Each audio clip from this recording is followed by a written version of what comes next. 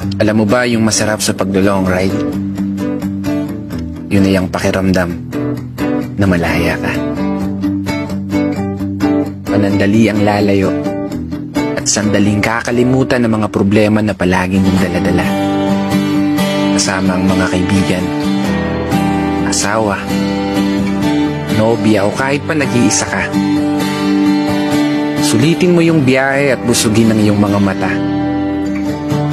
Pagmasdan ng magagandang tanawin at kusang ibulong sa hangin mga plano at pangarap na balang araw papalarin.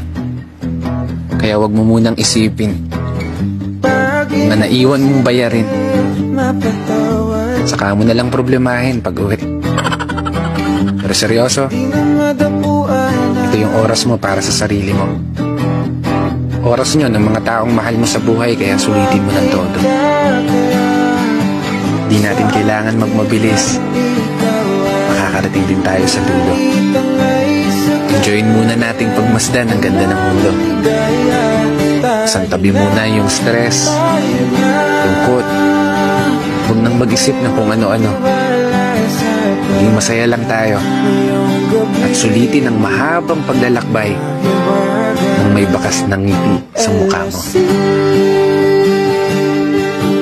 Kaya isang pagpupugay para sa lahat ng mga kapatid na motorista na patuloy sumasabay sa hamon ng buhay.